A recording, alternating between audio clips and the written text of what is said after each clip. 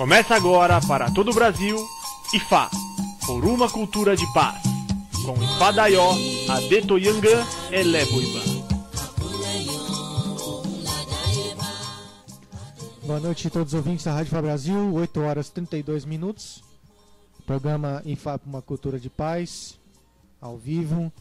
E hoje a entrevista é com o Babalô e Falolá, a Bolá, que está em Viamão, Rio Grande do Sul. Primeiro agradecer, falar Boroboiê ao Babalaô, falar Boroboiê a todos os Aô que estão escutando aqui, meus respeitos, as pessoas que estudam Orixá aqui, né, na rádio. Agradecer os ouvintes que tiveram a paciência de poder esperar o programa, desculpem a demora.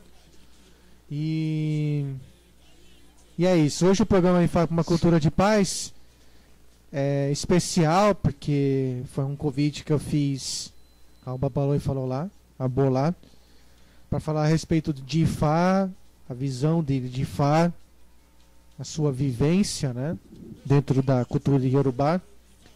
É super importante porque já fizemos aqui entrevista com Arabai Família Buiban de Oxobô, já fizemos com o Babalô Gundedi, Ifá da Mitã, já fizemos com o Babalô Fabumi, já fizemos com o Lorixá Ilicireus, Arcel, né?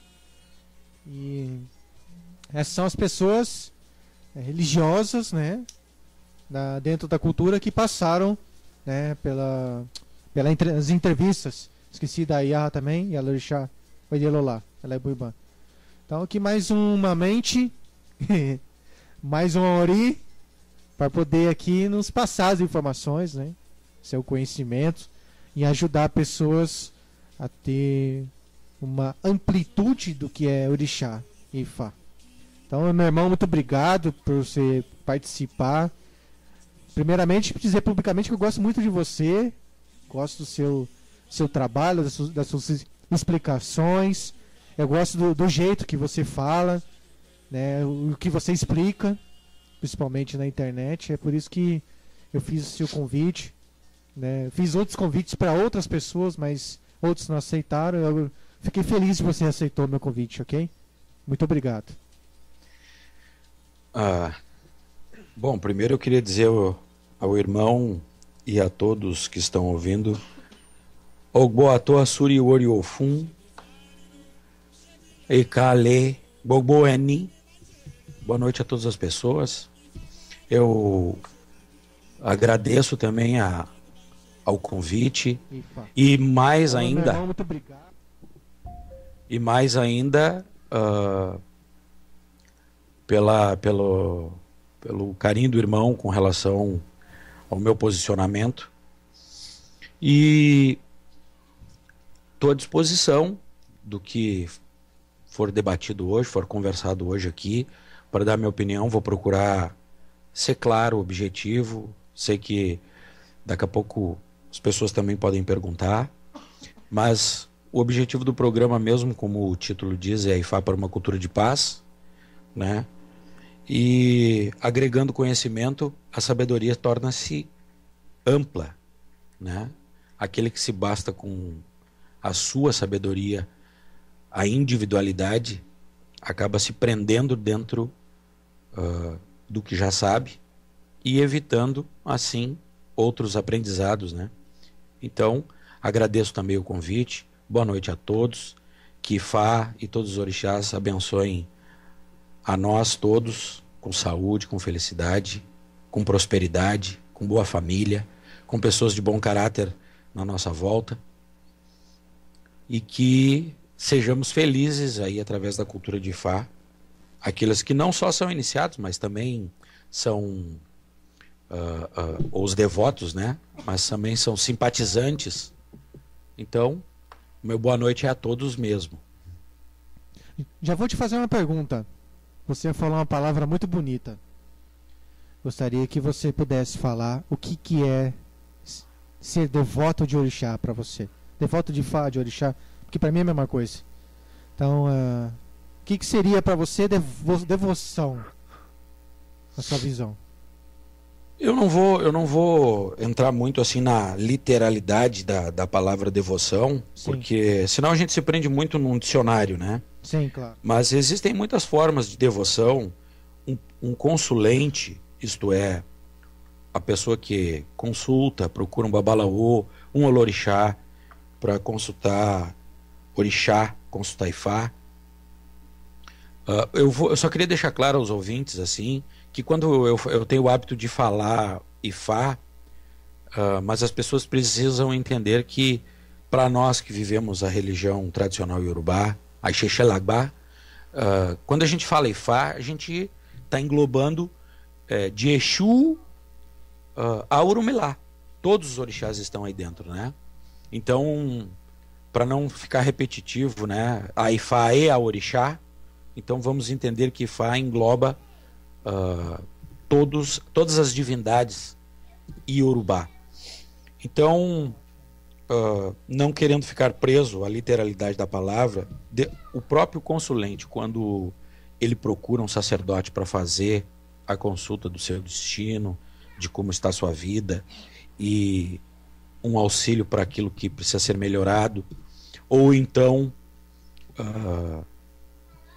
um adimu para poder fortalecer coisas que já estão prósperas, né? É uma forma de devoção, porque ninguém procura algo que não acredita. Aquele que procura o conhecimento de Fá, a orientação de Fá, ele é um devoto, mesmo sendo um consulente, isto é, vamos traduzir de consulente para cliente, né? Aquela pessoa que procura um sacerdote para fazer a sua consulta, ele também é um devoto, ainda que faça isso em momentos que ele entende ser necessário.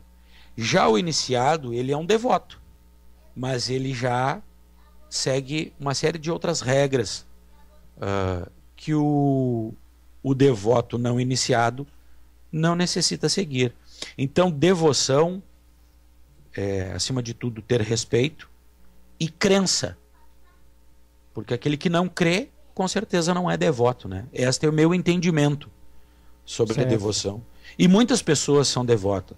Quando um caso em particular que ocorreu comigo aqui, uma pessoa que é budista praticante, procurou, veio, consultou Ifá, ouviu Ifá, foi feito o que precisava ser feito para ele.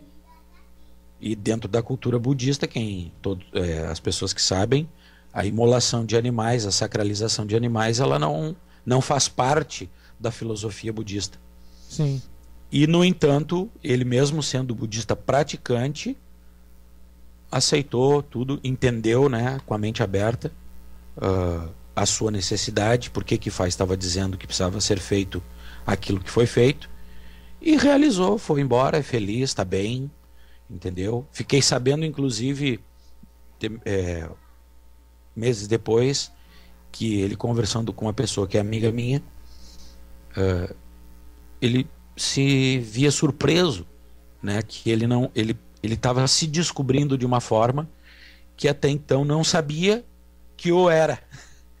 Mas Nossa. estava lá dentro dele. Ifá trouxe à tona as coisas que precisava para ele poder seguir a vida dele com paz e tranquilidade, né? Então, ele foi especificamente naquele momento um devoto de Ifá, que pelas suas necessidades acabou fazendo o que precisava, e depois voltou, seguiu a vida dele, a filosofia dele em prática, e está muito bem. Então, quer dizer, não conflitou, né? Como muitas pessoas entendem aí, que às vezes para ser devoto de algo precisa abdicar de outras coisas. Mas isso, com o tempo, eu acho que vai sendo desmistificado aqui no Brasil. Sim, sim. Agradecer aqui os ouvintes, vamos ver aqui. Tem muita gente escutando, né, por fora, né? Tem muita gente por fora por tablets e celulares. Muito obrigado a vocês. Fadoim já está escutando aqui. Deixa eu ver quem mais aqui. Por enquanto é Fadoim aqui. Tem outras pessoas escutando por celulares e tablets. Muito obrigado. E o Babaloi falou lá, você pode falar para nós assim a respeito do seu dia a dia, como é que você estuda, né, orixá, como é que você pratica, sua visão, assim, o mundo em geral, né, o que o Ifá trouxe para você, né, seu sentimento. Com certeza. Queria dizer para o irmão que eu vou aproveitar o gancho da última vez que eu eventualmente ali participei do programa assim no ar, que Sim. o assunto era Ifá no Brasil aqui e certos ocidentais, né? Com isso, exatamente. Então eu até escrevi que eu acredito que, desmistificando um pouco ou muito, dependendo de como as pessoas vão entender o que eu vou dizer, eu acredito, respeito e tenho fé que muitas pessoas aqui no Brasil, oriundas de religiões afrodescendentes, como eu, que aqui no sul o culto de orixá chama batuque, né? Certo. Então eu sou oriundo do batuque, né? Quando me iniciei em Ifá, e aí por decisão minha, por uma coisa pessoal mesmo, eu acabei me desvinculando do culto afrodescendente que se chama batuque. Justamente porque o conhecimento de Ifá a gente vai aprofundando como iniciado e percebe que a gente não pode se ater a alguns tabus e conceitos que fazem parte do corpo literário, vamos dizer assim, das religiões afro-brasileiras, né? Então a gente precisa romper essas fronteiras e seguir adiante, porque as fronteiras são humanas. Orixá não tem essa... Eu não entendo que Orixá tem essas fronteiras, né? Tanto que Orixá está pelo mundo todo. O culto de Orixá, sacerdotes, sacerdotisas, né? O culto de Ifá está pelo mundo inteiro. Então, essa mudança que ocorreu na minha vida, particularmente saindo de uma religião afro-brasileira, o que me auxiliou foi que eu vim estudando Ifá já desde 2002. Só que a filosofia de Ifá, em função de orientações daqui do culto específico, tornava-se impraticável algumas coisas. Então, foi esse o grande motivo, né, que eu acabei me desligando. Mas, então, desmistificando um pouco a questão do babalaô brasileiro, eu não acredito só na competência dos brasileiros como poder ser babalaô, porque nós temos pessoas em todos os níveis da sociedade, em todas as áreas, que inclusive mudam-se para outros países e alcançam altos cargos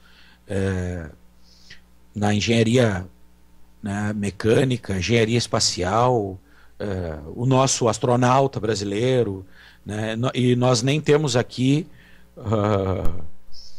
Houston, né, aqui no Brasil, onde fica lá a sede de lançamento, como os americanos possuem. E, no entanto, nós temos uma pessoa que chegou lá na NASA. Então, por que o brasileiro não poderia ser babalaô e as mulheres Yanifá?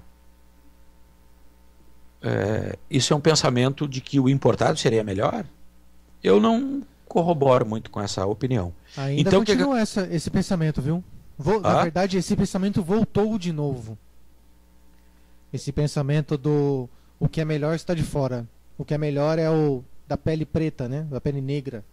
A raça negra. Na verdade, eu acho que nós brasileiros, como somos uma cultura formada por diversas origens e etnias, né? A gente ainda não somos um país jovem, com 500 e poucos anos. Então, acho que ainda a gente não criou uma personalidade, tanto que o nosso idioma ainda se chama português e não brasileiro. Sim. Né? O nosso idioma é brasileiro, Ele é oriundo do português, do latim e tal, mas o nosso idioma é brasileiro. Se você conversar com o português, as pessoas vão se entender, o brasileiro e o português vão se entender, mas tem coisas que podem acabar virando desculpe, podem acabar virando contraditórias, porque algumas palavras do português não se usa mais no português brasileiro, né? E no entanto, eu acho, entendo que é por causa disso, porque somos um país jovem e que a personalidade do país está em construção ainda, devido à quantidade de etnias, né, que se mesclaram aqui no nosso território quando então da formação do Brasil. E eu acho que isso perdura, assim como o preconceito com relação à cor da pele, a prática sexual, ou a imolação de animais nas religiões, né, de matriz africana, volta e meia elas adormecem e depois retornam. Eu acredito que seja por isso que existe essa ótica. Mas, desmistificando um pouco isso, eu, na outra oportunidade, escrevi que eu acredito sim que brasileiros e brasileiras possam ser sacerdotes e sacerdotisas de Ifá, porque somos extremamente competentes, vivendo numa conjuntura política que a gente vive hoje, mas ainda não definimos um caráter específico do povo brasileiro, único, unânime. E então, essas dúvidas, esses questionamentos do que o importado seria melhor, aparecem hora ou outra. Mas isso não é verdade. Tanto que em outras tantas áreas, na medicina, na engenharia, na área da educação, psicologia, nós temos muitos profissionais aí, cirurgia plástica, pessoas renomadíssimas que são brasileiros, com reconhecimento internacional. Por que nessas áreas todas o brasileiro seria competente? E na questão religiosa, e Xexilabá, ser iniciado, e então ser um sacerdote de Ifá, o brasileiro não seria competente. Isso seria, quem acredita que o brasileiro é competente em todas as outras áreas para ter reconhecimento internacional e não acredita que um homem brasileiro possa ser um babalaô competente, tem entendimento antagônico para o mesmo conceito. E aí eu não saberia explicar de onde é que vem isso dentro de cada um. Eu só não conseguiria entender. Exato. Entendeu? Exato. Mas opiniões divergentes estão aí para serem respeitadas, né? Isso, e já damos uma alavanca sobre isso. Como é que é a visão das pessoas aí no sul, que você falou do Axé Molocô, né? Da visão do Molocô, a respeito do Ifá. Como é que é o sentimento? Como é que é a visão? Olha, o que chega para eles? Na verdade, é um pouco difícil até de explicar o que acontece. Na rede social Facebook, assim, eu escrevia bastante até sobre Ifá e todos os Imolé, mas acabei percebendo que em muitos casos eu estava fazendo um desserviço. Eu não estava auxiliando, eu estava mais atrapalhando do que auxiliando. Certo. Porque o batuque, ele tem uma personalidade muito íntima. Porque ele, apesar de ser, vamos dizer assim, um candomblé gaúcho, porque já que o candomblé é disseminado por muito mais estados, e o batuque ele seria muito mais local, né? Tanto que o culto aqui entende-se como afro-gaúcho. Eu não sabia dessa, é a primeira vez que eu aprendi isso.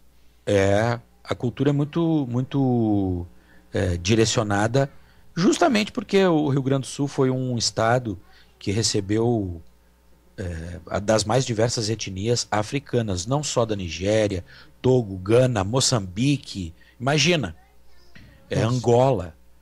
né? Então você imagina que essa miscigenação, até que então o culto de orixá, que é de origem iorubá, pudesse estar estruturado, houve uma série de adaptações. E com isso se criou uma religião distinta do candomblé até. Certo. Então, quando na rede social Facebook eu escrevia sobre orixá, alguma coisa, nunca aprofundei, né? Muitas coisas a gente fala, mas não fala tudo, porque senão a pessoa se atém às minuciosidades, aos detalhes, e perde o conceito geral daquilo que estava sendo intencionado. Te entendo perfeitamente. E aí havia muita indisposição. Eu sou gaúcho, posso falar em nome, não de todos os gaúchos, mas em nome desta etnia brasileira, né? O gaúcho. Nós somos um povo com uma cultura muito forte, como outros estados possuem, mas com um índice de turismo menor que muitos outros estados. O que acontece? O povo gaúcho acaba ficando reservado demais. E isso dificulta a penetração de culturas diferentes, de aceitação de culturas diferentes. Dinheiro não tem cor, não tem sexualidade, portanto dinheiro é bom. Mas quando a cultura do outro interfere aqui, gera-se um mal-estar sem intenção. Isso é uma coisa meio que de preservação da cultura. Eu não consigo entender muito bem. Parece que o outro vem roubar espaço. Inclusive, na verdade, irmão, até aproveitando que estamos falando da cultura iorubá, eu queria dizer uma pequena frasezinha de um ditado iorubá. Sim. Que diz assim, ó, Didum lodum toré um boré djekó. E a tradução disso seria: é tão bom quanto os amigos comem juntos. E isso, às vezes as pessoas perdem a oportunidade de confraternizarem. Uma cultura, ela não hoje, em pleno século XXI, era digital, uma cultura ela não vem para sobrepujar a outra. Uma cultura, se ela tem origem idêntica, por mais que a miscigenação tenha criado um corpo diferente nas suas formas ritualísticas, litúrgicas, a religião tradicional iorubá, a Ixexalabá, ela não vem confrontar, ela vem trazer informações outrora esquecidas. Ou quem sabe até não sabidas. Porque eu desconheço, apesar de que há informação de que tenha vindo um babalaô aqui para o Rio Grande do Sul, lá nos primórdios da criação do Estado, eu desconheço essa informação. A informação que eu tenho até hoje é de que houve a ausência de sacerdotes de Ifá no Rio Grande do Sul. E por isso, então, naturalmente, o culto de orixá ele foi extremamente adaptado à localidade. Então, o culto afro-gaúcho, muitas vezes, quando escrevia, ele via, de certa forma, como uma afronta. Então, acabei percebendo que eu estava fazendo um desserviço e não prestando um serviço. Então, o recente, assim, quantos anos, mais ou menos?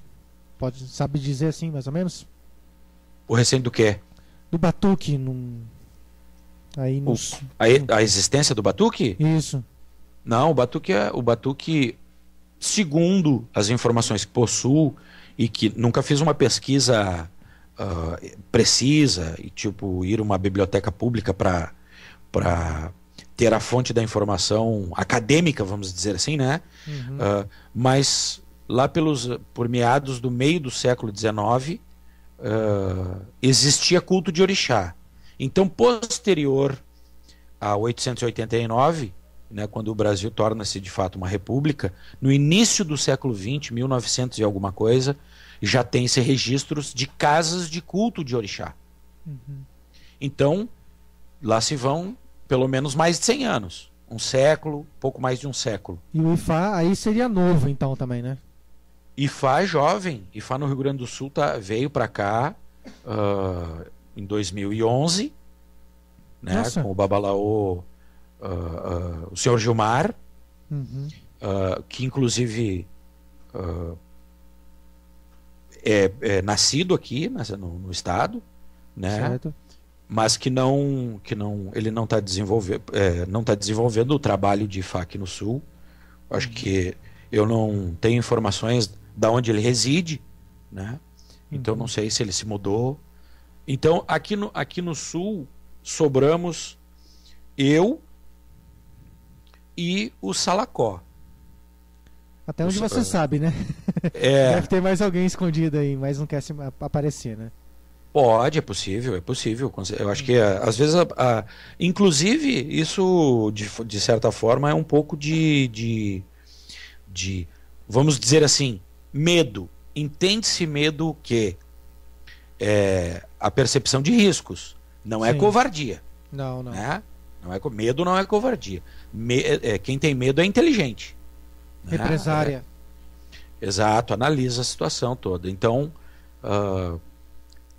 espero eu que existam outras pessoas, por mais que elas estejam lá, como o gaúcho fala, fazendo seu arroz com feijão, quietinhos, aprendendo, estudando. Pensei que era churrasco, mas arroz e feijão tá bom. Não, arroz e feijão é uma comida básica, né? Então eu espero que existam de fato outras pessoas. Aí o que aconteceu? Eu tive uma passagem muito breve com o Babalaô Gilmar, né? Ele me iniciou a IFA e depois eu procurei quase que instantaneamente o contato com o Oluô, ONI, o Ololag Bolá, que acho que você está hoje, né? Isso. Desde a minha iniciação, logo posterior à minha iniciação, eu já procurei ele e tal. Ele é nigeriano, as pessoas devem conhecer muito o Babani, né? Conhecido por Babani. É irmão do Arabá, o Odiran Bolá. Está no Brasil há 14 anos aproximadamente. Então eu e o Salacó procuramos contato com ele. A gente, como não existe um católico praticante, né, que não gosta de ir a Roma, que não deseja ir a Roma, né? Ou então um judeu ir até sei lá, Jerusalém. Então a gente, mais ou menos entendendo isso, com esse anseio, procurou o Babani. E então, daquela época para cá, é com ele que a gente tem se orientado, a gente tem aprendido, tem estudado, fortalecido conhecimento, né? Ele é uma pessoa extremamente acessível, é um grande professor, ainda que possa parecer demagogia eu estar falando bem do meu Oluô, né? Sim. O que quem tem a oportunidade de conversar com ele vai ver que ele é muito reservado, como todos os nigerianos. Sim, são. Para dar um sorriso demora 2 semanas. Exatamente. Bom, ele levou, depois do primeiro telefonema, ele levou 2 meses para me adicionar no Facebook dele. E mais 2 para vir até aqui em casa. Mas enfim, hoje a nossa relação é familiar. Ele sim entende, me entende como parente, tanto que se coloca como pai da minha filha carnal, e se coloca como meu irmão, e eu aqui em casa, a casa é dele, conheço a esposa e filhos dele, né? Então a gente procurou de fato uma pessoa com uma fundamentação, vamos dizer assim, com esta origem, não porque desacreditamos dos sacerdotes brasileiros e das suas competências, justamente porque eu acho que toda pessoa que busca isso, tanto que foi iniciado por um brasileiro, a busca não teve a ver com o descrédito da pessoa ser brasileira, entendeu? Mas sim do aprofundamento que posterior à iniciação Ifá orienta que a gente tenha. E que tem muitas coisas que nós brasileiros precisaremos todos aprofundar. Porque como o Ifá ainda é jovem no Brasil, muito jovem no Brasil inteiro, comparado com outras religiões de culto ao orixá, com certeza muitos de nós brasileiros teremos que aprofundar conhecimento, quem sabe indo até, né, a Nigéria, ou em outro país que cultue Ifá, que faça parte da região Iorubá.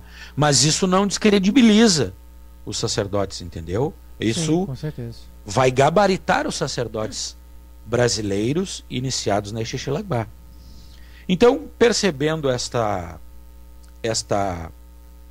eu não diria uma antipatia, mas uma certa ansiedade das pessoas aqui do Sul,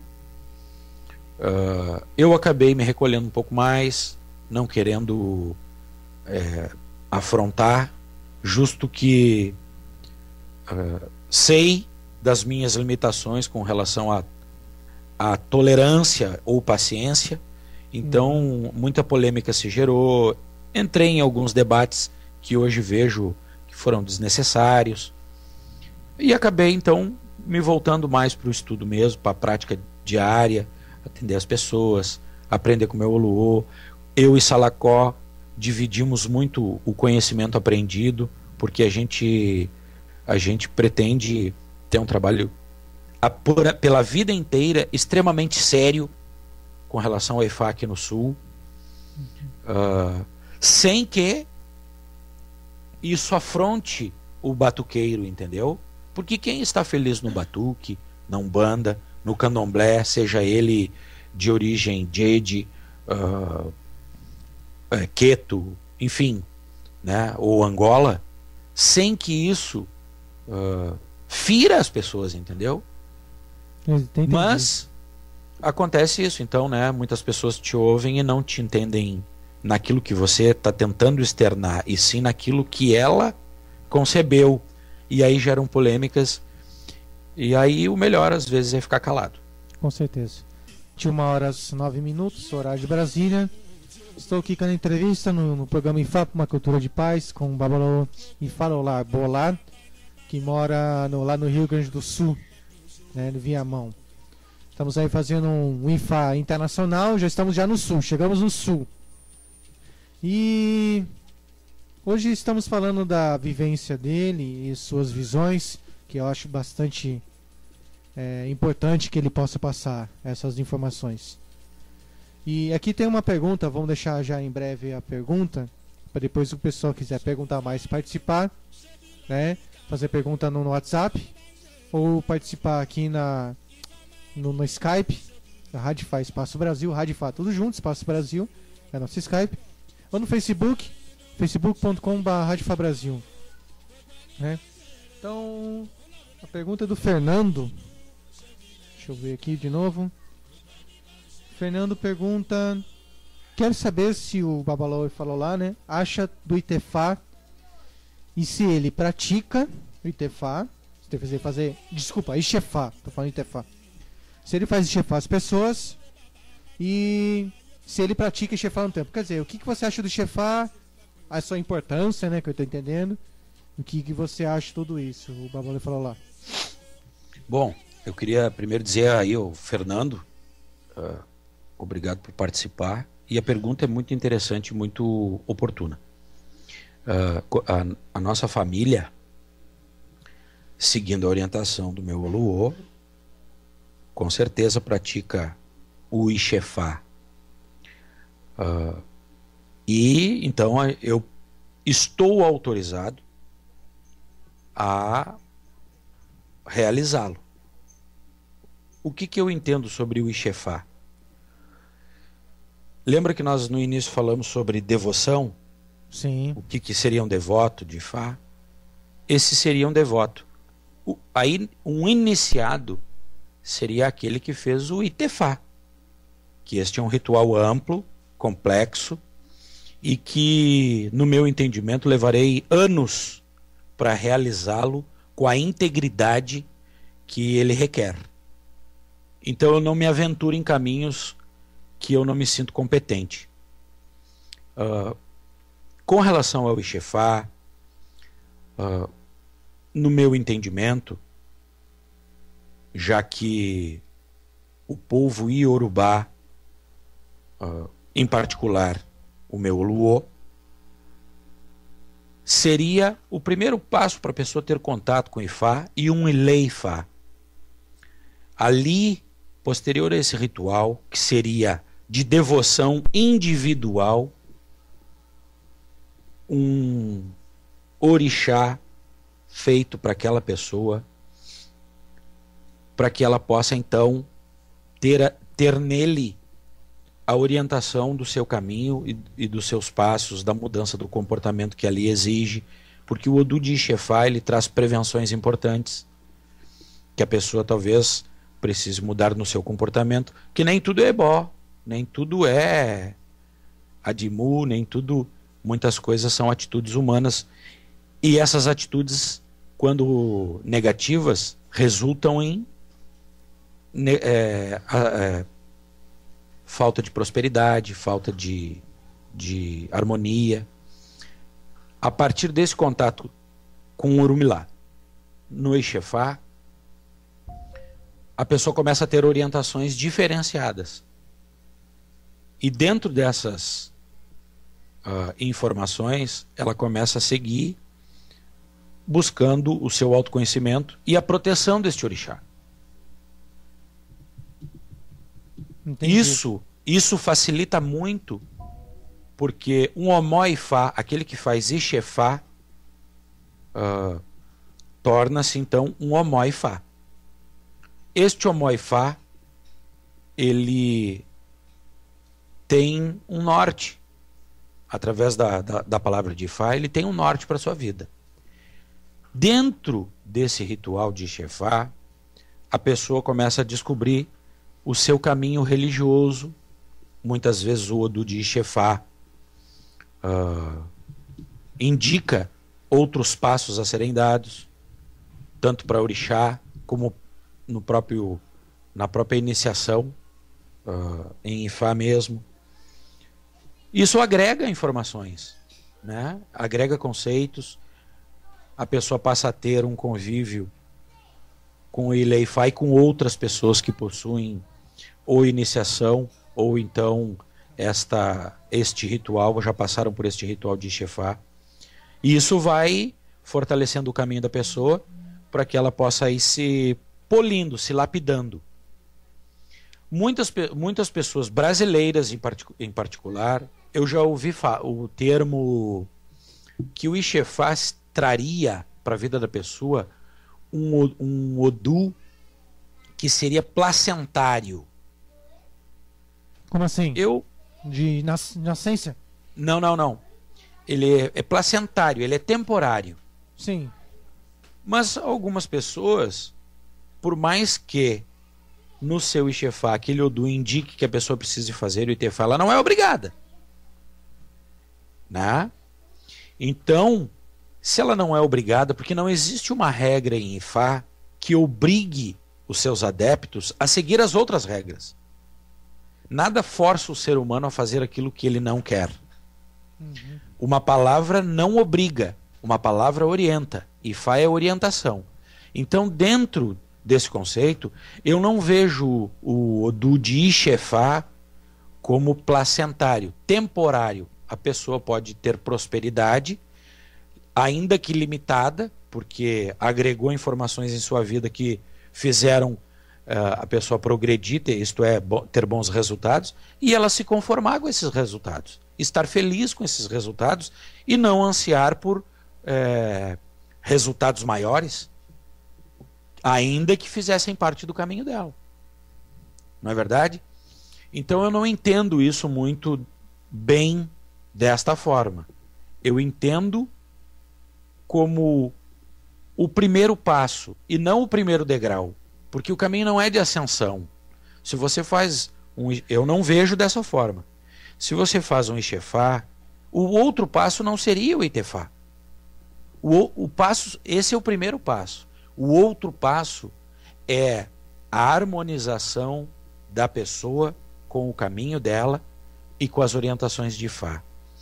Ela tendo realizado este caminho, então ela estará preparada, consciente, de seguir num aprofundamento ritualístico e de conhecimento, ou se dará por satisfeita com o que já possui. Duas coisas, então, definindo. O Ixefá, para mim, é para o devoto, para o seu culto pessoal, para ter a proteção e a orientação de Orumilá. Ele não é o primeiro passo de uma escada, porque não entendo como ascendente esse caminho. Eu Até que entendo. tem pessoas que podem ir direto para o Itefá já, né, se quiser. Foi o meu caso. Exato. Só explicando o que aconteceu comigo. Quem me iniciou foi o Babalaô Gilmar, que foi iniciado pelo Babani também, dentro da família Abolá. Quem consultou Ifá para mim e marcou meu Itefá foi o Yeleque Faxino, que é da família Abolá também, é sobrinho do Babani. Quando ele esteve aqui na minha cidade, eu fui consultar Ifá com ele e ele marcou meu Itefá. Eu não passei pelo ritual de Ixefá. Certo. Porque o Odu da consulta indicou este caminho de Itefá. Inclusive, nunca vou me esquecer o Odu, jamais esqueceria, porque é o Odu do pai carnal dele, do Babaleque, carinhosamente chamado de Babaleque. O nome dele é Oyeleque. Entendi. Então aí quando deu, ele saudou esse Odu, saudou, né, a ancestralidade dele, batendo a cabeça no chão, e então me explicou que este Odu me encaminharia para o Itefá, mas só passou a ser verdade porque eu aceitei essa informação. Porque veja bem, anos antes eu tinha consultado com um babalaô brasileiro que é muito meu amigo, que se chama Ifá Bumi, que é residente em Brasília e é uma pessoa extremamente carinhosa, afetiva, somos amigos até hoje, e eu não fiz iniciação nenhuma com ele. Anos antes. E ele me disse exatamente isso, que eu deveria ser sacerdote de Ifá. Anos depois, me deparo então com um sacerdote nigeriano que consulta Ifá e repete com outro Odu como resultado da consulta, e me repete as mesmas palavras que o sacerdote brasileiro tinha me dito anos antes, 3 anos antes. E os dois não se conhecem. Então, quando eu escutei Babaleque, eu tive a confirmação do que eu já tinha escutado do Babá Ifá Bumi. Um nigeriano, o primeiro brasileiro, o segundo nigeriano, Odus diferentes, me trazendo a mesma informação. Então, a partir dali, eu trabalhei para conseguir realizar os rituais, que foram feitos, e aí o resto eu já mais ou menos expliquei aqui o que aconteceu. Eu não passei pelo Ixefá. Eu não tive esta necessidade. Outras pessoas, por devoção, porque na Ixexelagbá nós temos pelo menos 2 tipos de iniciação. Aquela que é por destino, isto é, aquela que está no seu destino, ser iniciado para Ifá, para Orixá, para Yami, para Orô, para Egungun, enfim, que são os caminhos que fazem o corpo da Ixexelagbá. E tem a outra forma de iniciar-se é por devoção. Você é devoto de Ogum, você pode iniciar-se para Ogum. Logicamente que vai haver toda uma consulta para ver essa questão e adequá-la para a sua necessidade. Mas, contrário daquele que foi iniciado para Ifá, o seu Odu diz que ele deve cultuar Ogum, ser iniciado para Ogum. Este seria para o destino, o outro seria por devoção. Então não pode-se negar o Ixefá para as pessoas que são devotas de Ifá. Este seria o primeiro passo, o primeiro contato com Ifá. É assim que eu vejo o Ixefá. E eu queria agradecer ao Fernando, e pelo que eu entendi aqui, é o mesmo, né? Ifaieku Labukum, que ele agradece aqui no chat da Radifá. Não sei se é ele. Eu também não sei. Primeira vez que essa pessoa vem aqui, né? Então, essa é a minha forma de ver o Ixefá, né? Que o Ixefá seria o primeiro contato com o Ifá e para culto individual. E veja como isso é importante. Quando as pessoas não têm a vivência religiosa, às vezes a pessoa vem, quer consultar e a gente usa o Pelé para consultar para ela. Mas todo babalaô pode usar o Iquim para consultar Ifá. O seu próprio Iquim para consultar Ifá para uma pessoa que está ali. O Okpelé facilita pela praticidade. É uma ferramenta que veio posterior ao Iquim. Muitas vezes a pessoa desconhece que quando ela faz o Ixefá e ela tem X números de Iquim naquele Ibá, quando for feito então uma consulta para ela, preferencialmente, segundo o meu aprendizado, consulta-se Ifá para esta pessoa no Iquim dela. Veja bem como isso cria um laço espiritual genético dessa pessoa.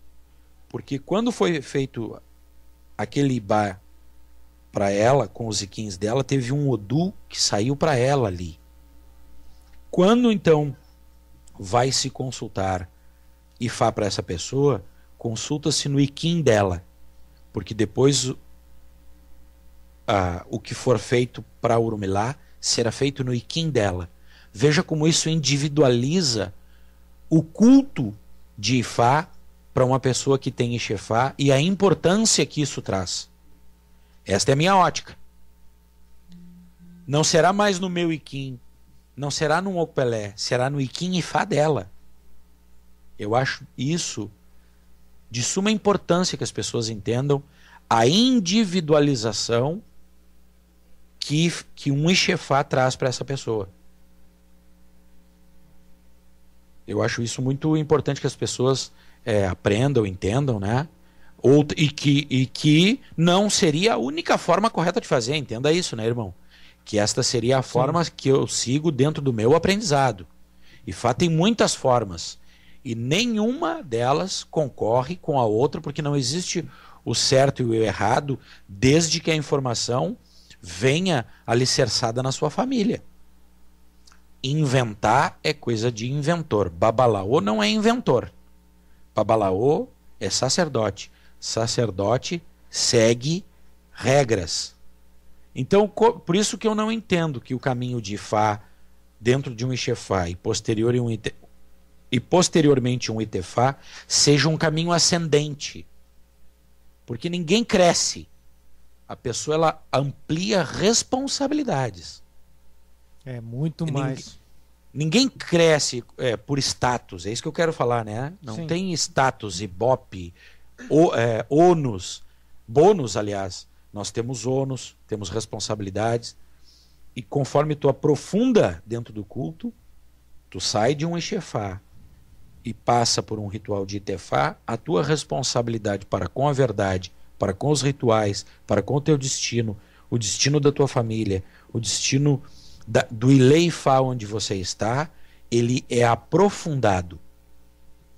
Então veja bem que o conhecimento ele é alimentado por responsabilidade. Onde não há responsabilidade, o conhecimento ele é descartável.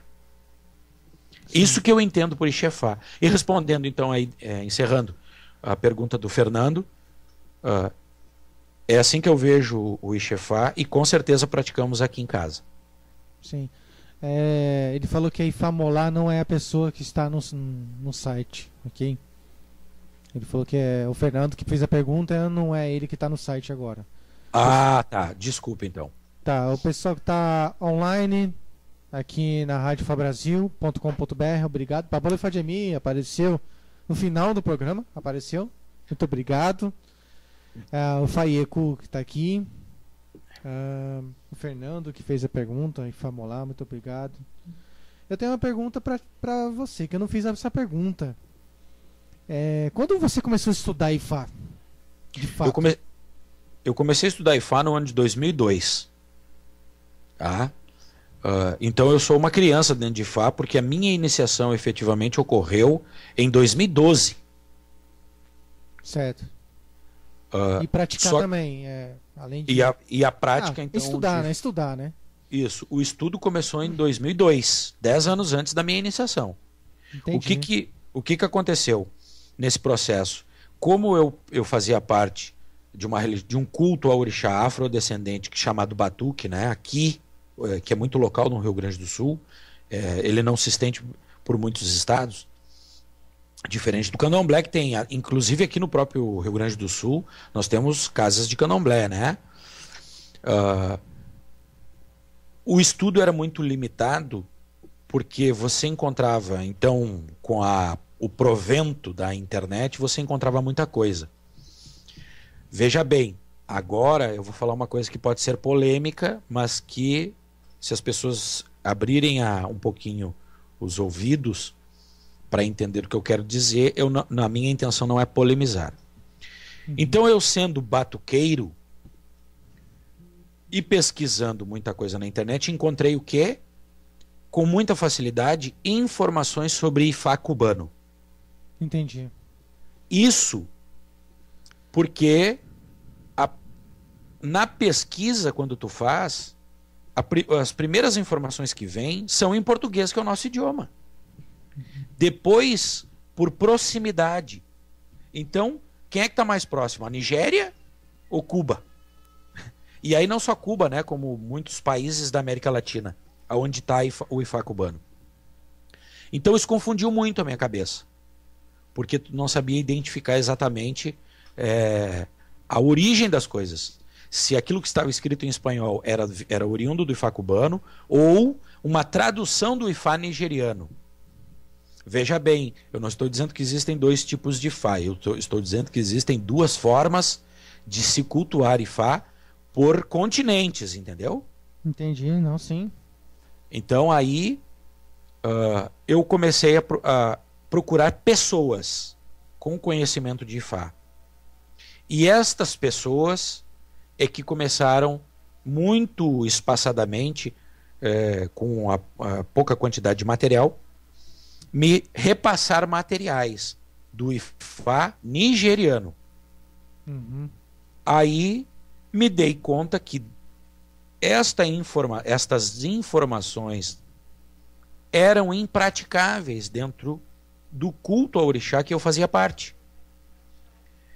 Por um advento do destino, o Babalaô Ifá Bumi, em 2009, esteve no Rio Grande do Sul e eu tive a grande honra de conhecê-lo.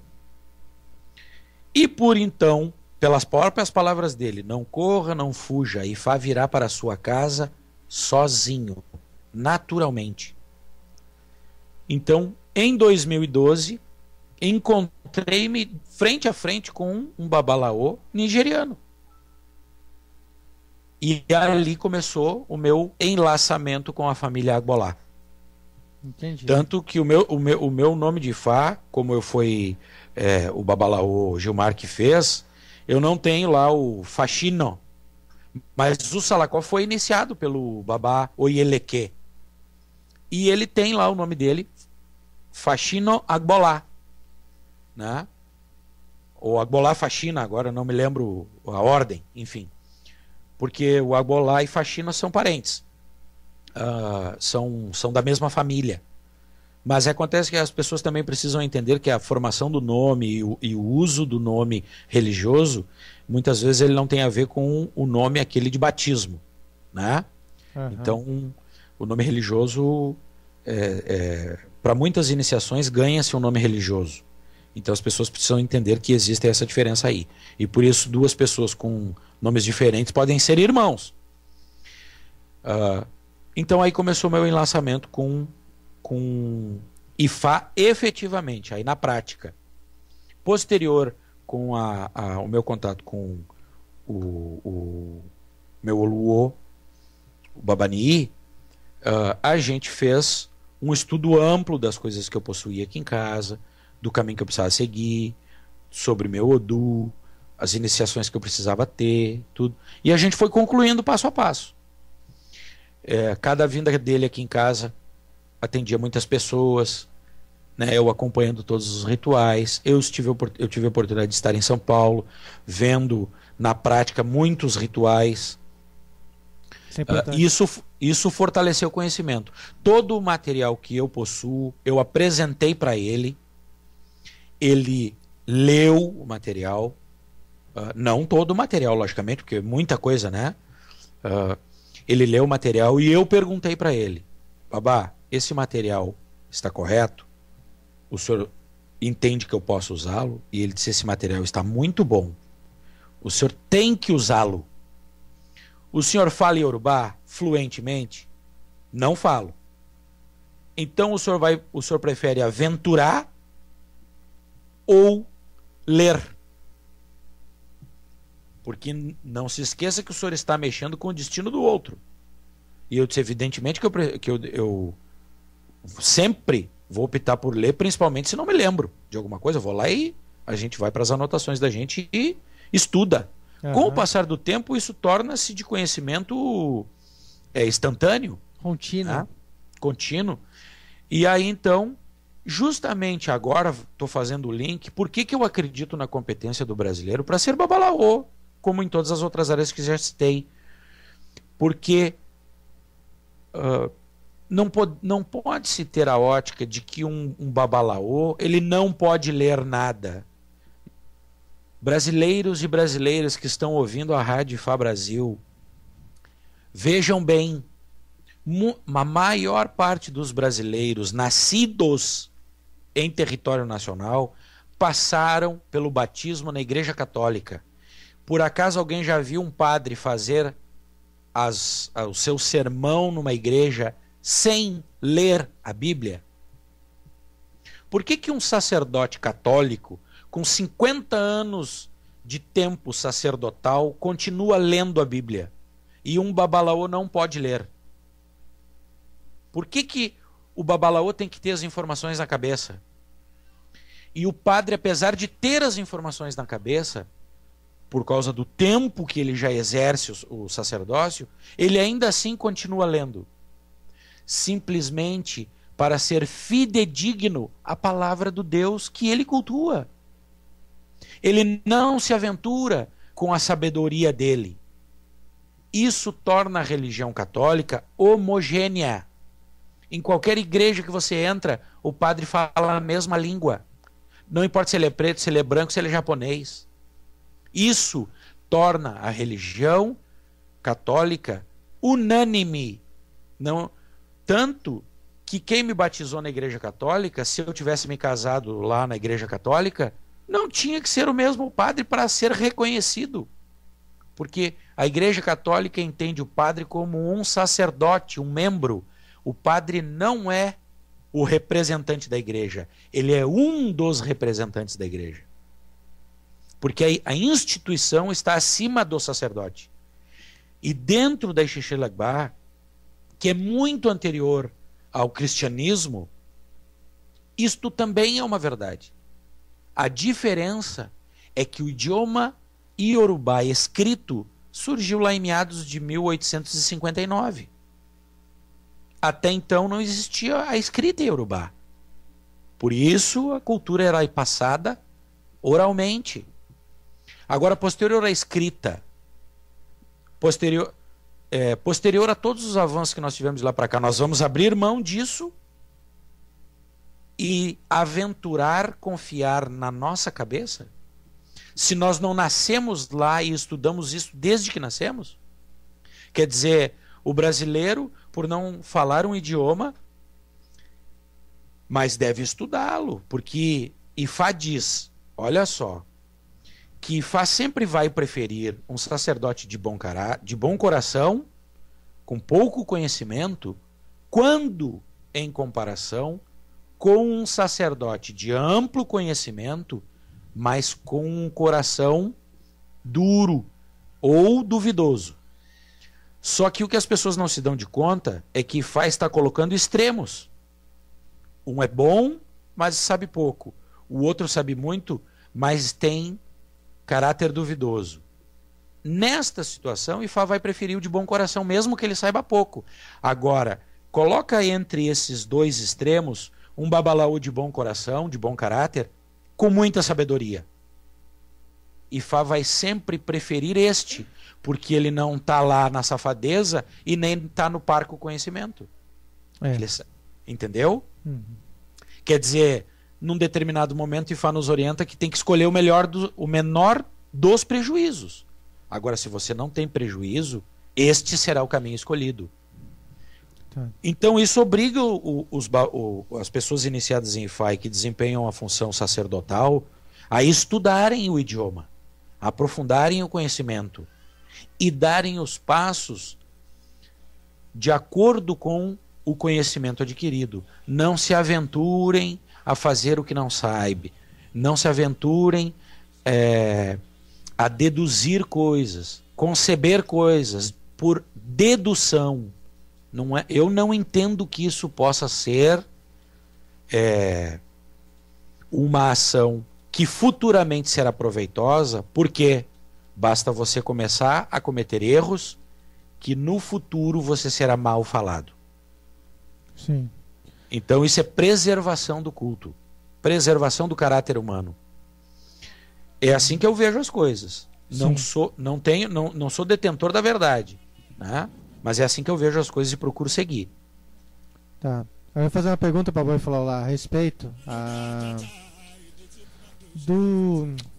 se tem alguma represária a cultura iorubá no sul, e se você participa, né, das festividades de outras culturas, e o que você faz quando as pessoas começam a recriminar o que você está fazendo, por exemplo, um dos exemplos. Então, se tem muito não aí no Rio Grande do Sul a respeito de Ifá, a respeito de Orixá. Bom, eu vou procurar ser sucinto, porque Sim. Com certeza a pergunta do irmão, se eu não souber trabalhar muito bem, com muita brandura respondê-la, provavelmente muitas pessoas vão me querer mal amanhã. Sem problema, eu corto. Mas quem está ouvindo, né? Uhum. E o que eu disser eu não volto atrás, porque é o que eu entendo no momento. Espero que Fá me ajude a lapidar o meu intelecto um pouco mais, para então cada vez melhorar mais as minhas manifestações e opiniões. Muitas pessoas que estão aqui já estão bem estudadas, né? Que eu vejo na rádio, já estão esperando algo a mais. Então, pessoas estão acompanhando a rádio, principalmente a grande maioria que está acompanhando, já sabe que mais ou menos as visões, né? A gente quer aqui poder prestar as informações que tem nas regiões. A gente sabe que São Paulo é de uma maneira, como vê Ifá, Orixá, não tem tanto preconceito. Posso te ajudar sobre isso. Não tem tanto preconceito. Ainda a represária, que eu digo a represária, é quando eu vou com roupas de Iorubá e um candomblé, eu não gosto de ir, particularmente eu não gosto. Não vou muito também, mas quando eu vou, não gosto de usar a roupa, né, a vestimenta, né, Iorubá, justamente para as pessoas não terem vista ruim, né? Primeiro eu respeito o espaço das pessoas, né?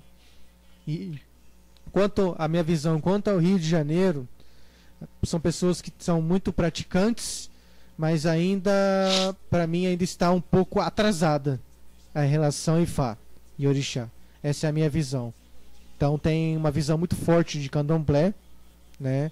Quanto a São Paulo, não estou querendo dizer que um é mais estudioso que o outro tem coração mais aberto, não. O que eu quero dizer é questão de costumes. O paulista está mais aberto ao novo, já o carioca não. O carioca é mais demorado. O pessoal também de Bahia, Recife, tá ainda naquela, já passei por tantos problemas, aí vem mais um branquinho assim, ou um branquinho do sul, falando bonito assim, né? Como é que vai fazer? Então ainda é mais fechado, né? Eu digo Bahia, principalmente, todo mundo sabe, né? o Ifá é um pouco muito restrito na Bahia. Então, é aí que eu queria que você pudesse dizer mais ou menos sobre isso, né? O Sul, como é que é? Tá, então vamos falar do Sul. Eu queria, antes de falar aqui sobre Ifá no Sul, dizer o meu Aboru Aboye, Babai Fadiemi. Muito obrigado por ter me adicionado no seu Facebook.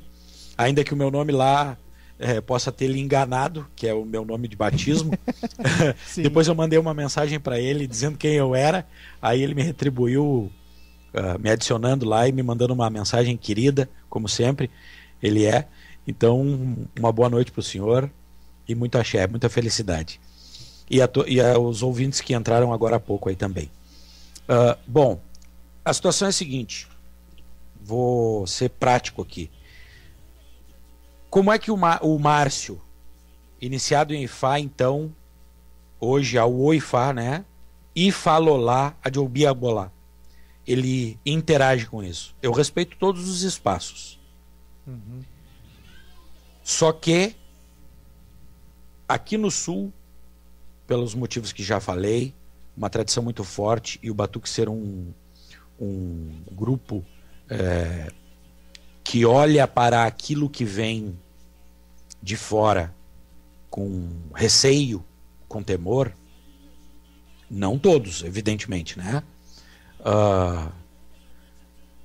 O que o Márcio fez? Jogou fora o roupeiro dele com todas as roupas ocidentais. Eu não tenho mais nenhuma roupa ocidental. Todas as minhas roupas, os chamados axó, são as minhas roupas do dia a dia. Aonde eu fui, a irmã da minha esposa casou-se na Igreja Católica. E eu fui vestido tradicionalmente, como eu me visto todos os dias. A roupa era um pouquinho mais sofisticada, porque era um casamento. Mas ainda assim uma roupa nigeriana. Uhum. Se eu precisar ir no banco no centro da cidade, eu vou com a minha roupa nigeriana. Porque a minha filosofia religiosa, que orienta os meus passos diários e os passos da minha família, me fazem um nigeriano pela prática dessa filosofia. Eu sou brasileiro de nascimento, mas assim como um brasileiro pode ser um budista praticante e se vestir como o povo budista se veste, eu também posso. Então eu não entendo que ir em algum lugar, seja ele o que for, num banco, numa prefeitura, pegar um ônibus, ou numa casa de orixá, de batuque aqui no Sul, seria uma afronta. Por quê? Porque sendo uma casa de orixá, o princípio básico é do amor fraternal. Sim. Então, assim como eu o respeito e estou indo até lá prestar os meus respeitos aos orixás daquela casa, que estão lá naquela casa, quem me recebe deve me respeitar também, de acordo com a filosofia que eu vivo. Então é assim que funciona. O Márcio vai a festividades religiosas dentro do batuque. Em pouquíssimas casas. Por quê? Porque uma das coisas que eu mais prezo no meio religioso é o caráter. Se eu não conheço a pessoa, não posso julgá-la. Não posso ter opinião nenhuma, nem boa, nem má. Se eu não conheço a pessoa. Se eu conheço a pessoa e a minha opinião a respeito do caráter... A minha opinião quer dizer que eu não preciso externar para ninguém, ela é só minha. A respeito do caráter daquela pessoa, que seria o sacerdote daquela casa, não é positiva, eu não vou. Se é positiva e fui convidado, eu vou. Por quê? Porque uma das coisas que me exauriu a paciência e a tolerância foi notícias frequentes de sacerdotes vendendo... Desculpe aqui, né, irmão, mas se é para falar, vamos ser objetivo. Sim. Crack e cocaína que estavam guardados dentro do seu quarto santo. Sim. Então, como é que eu vou ir numa casa de alguém que eu não conheço se o cara pode ser um traficante? Infelizmente existe isso, né?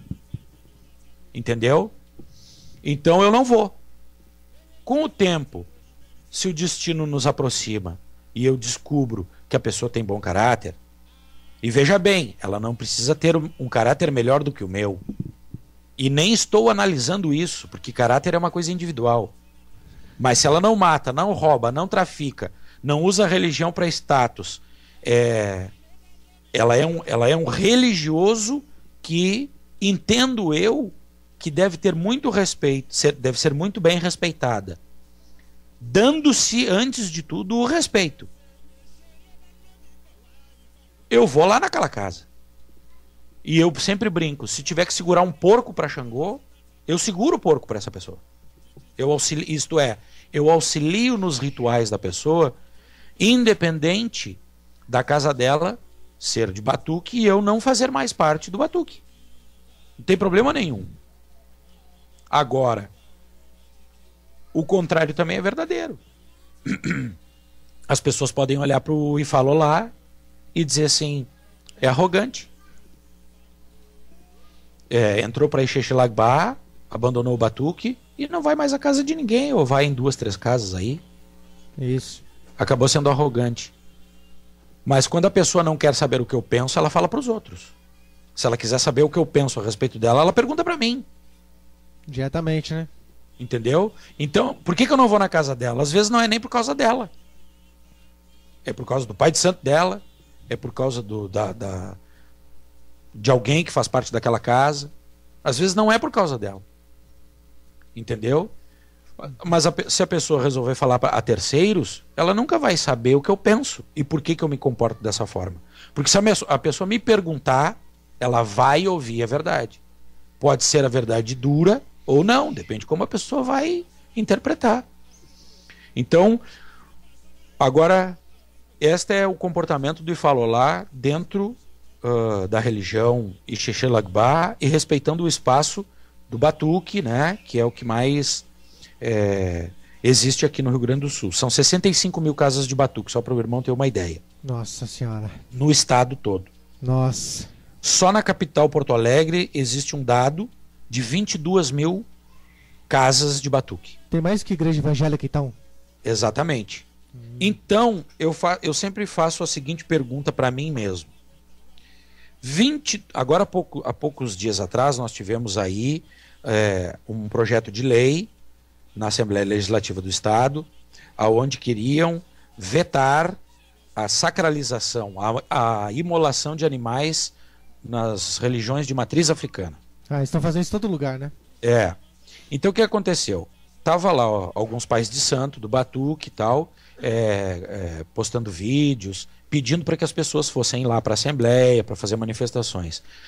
Segundo esses mesmos pais de santos, num vídeo que foi postado aí no Facebook, teve um dia que tinham 4.500 pessoas na frente da Assembleia Legislativa.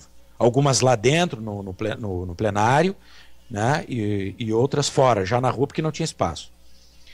Mas eles pediam que a votação se estendeu, teve um dia marcado, foi lá, e depois teve de novo. Então eles iam pedindo para as pessoas irem, dando datas e pedindo para as pessoas irem. Veja bem,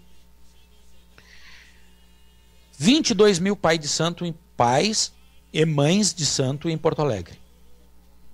Bastante. O que acontece? Por que estavam pedindo para as pessoas irem até lá? Porque muitos sacerdotes, eles são sacerdotes quando? Quando estão de folga. Quando estão depois dos seus horários de expediente, isto é, muitos trabalham, são funcionários públicos, outros são de empresas privadas, nas mais diversas áreas. O que acontece? Como as audiências eram em horário comercial, muitos desses sacerdotes não poderiam estar presentes, né? Para defender a sua religião, a sua fé. O que aconteceu? Muitas pessoas que ou estavam desempregados, ou estavam de férias, ou estavam de folga, puderam ir até lá. Não necessariamente sendo sacerdotes. Então, dentro desse conceito, o sacerdote, ele precisa de uma dedicação ampla para que o seu conhecimento cresça bastante, para que ele possa atender as pessoas de forma plena. Um sacerdote que trabalha fora, ele terá tempo restrito, pequeno, porque se ele chegar em casa, toma um banho, janta e vai atender, ele está sendo sacerdote. Se ele não tem ninguém para atender, o cara está exausto de um dia de trabalho. Ele vai descansar. Precisamos entender que essa limitação também limita o conhecimento. Então, quando eu falo, só para o irmão ter uma ideia, o Ogum que eu tenho aqui em casa é diferente do Ogum que o irmão tem aí na casa dele? Ou é o mesmo Ogum? Isso não tem como eu dizer. Entendeu? Nós cultuamos Ogum, né? Cultuamos Ogum. Não, eu digo assim, Ogum é um só, né? Sim. Então o Ogum que eu tenho aqui, ele é o mesmo Ogum que o irmão tem aí. Ele tem peculiaridades porque somos pessoas diferentes. Exatamente. Mas a divindade é uma só.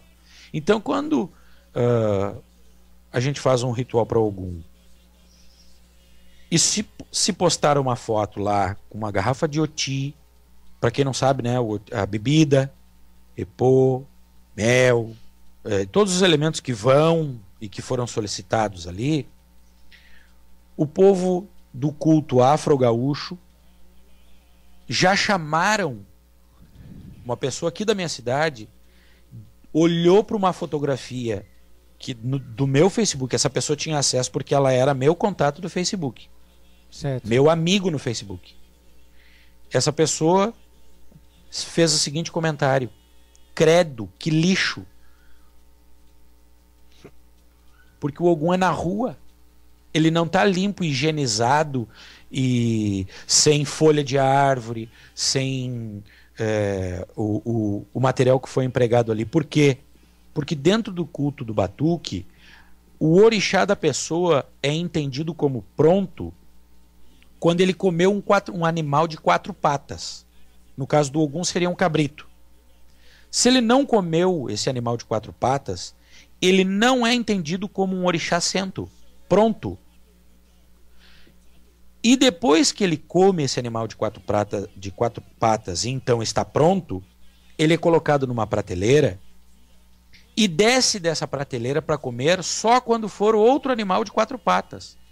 Ave, pombo, ibim, essa pedra desse orixá ou esse ibá desse orixá, nunca mais verá.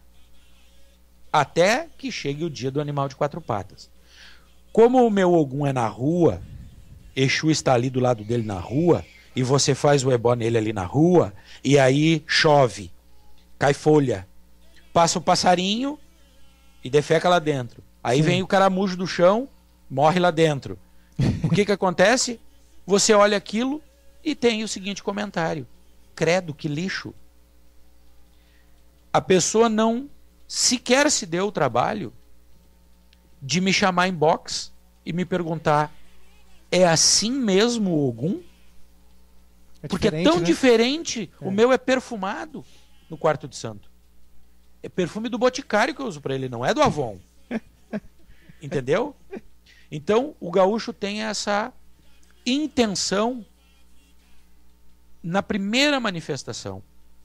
O que aconteceu com o Ifalolá? O Ifalolá disse assim, ó: um dia, não falo mais sobre orixá, não escrevo mais sobre orixá e sobre Ifá na internet.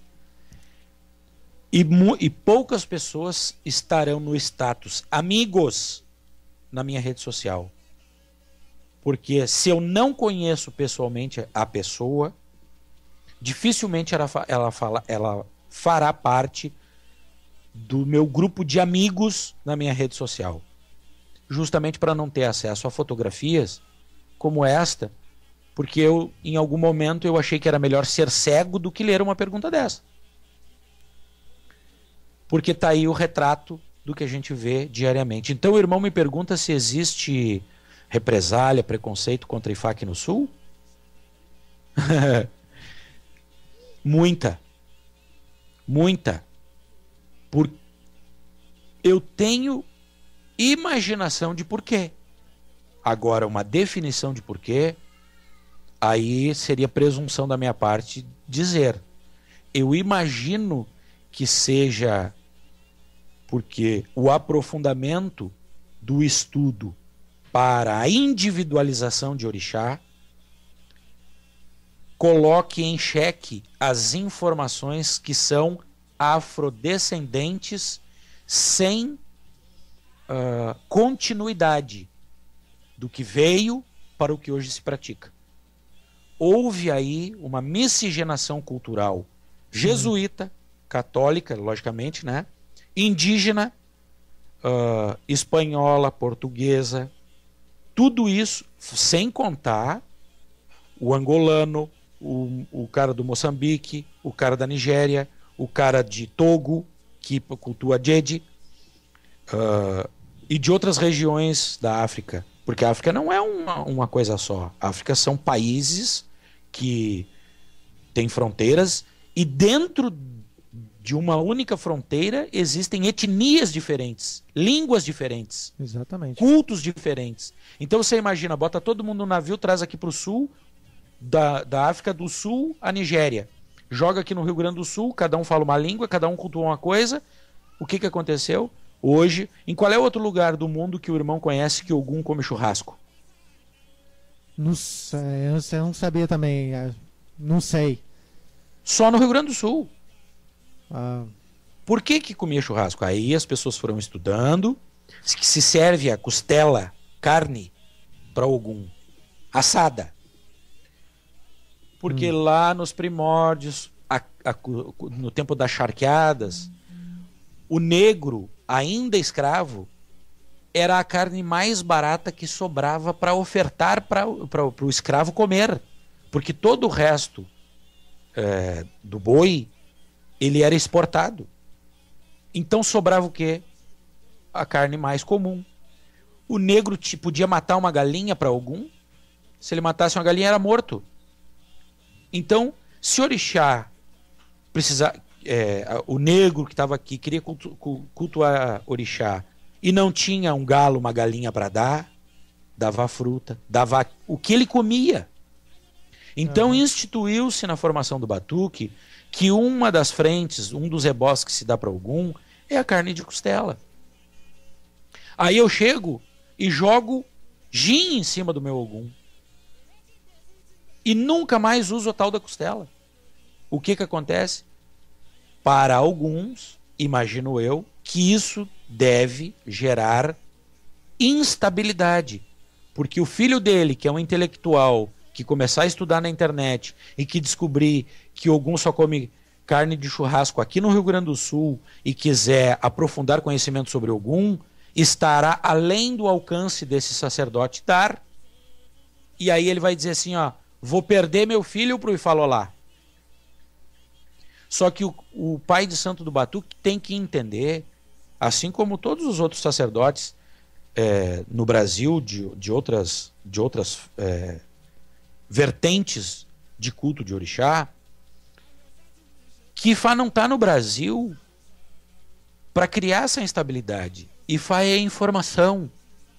E que cada pessoa tem um destino.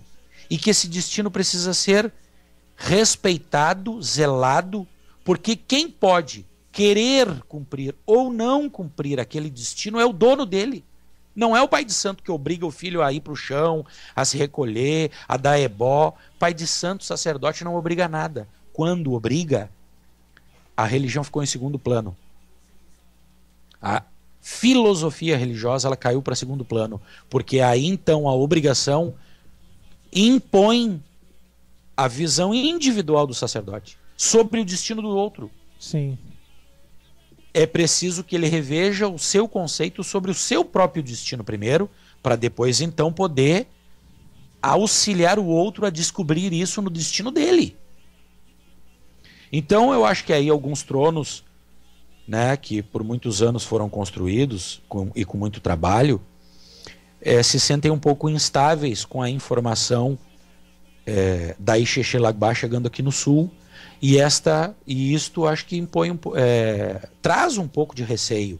E aí, então, também a represália, observações como esta que eu citei para o irmão a respeito do Ogum, né? Sim. Que eu tive que ler. Então, acontece isso aqui no Rio Grande do Sul, muito, muito. Agora, se o irmão perguntar se hoje eu esquento a cabeça, olha, muito menos do que já esquentei e muito mais do que ainda vou esquentar. Pode ter certeza. Muito boa. Vai falar lá, muito obrigado, já deu aqui o nosso... Passou do nosso tempo, mas foi muito bom. Ação pública. Quando ocorreu isso aqui no Rio Grande do Sul, algumas pessoas questionaram por que eu não estava participando, já que eu hoje, né, atuo exclusivamente na área religiosa, né?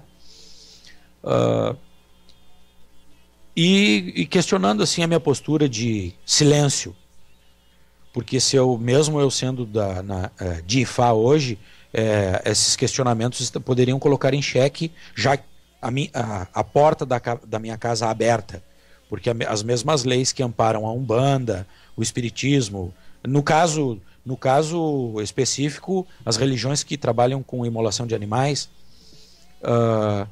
eu não respondi. Mas hoje aqui publicamente eu gostaria de responder esse questionamento que me foi feito num passado recente. Eu não fui e não participei, não é porque eu não apoio a causa. Eu não fui e não participei porque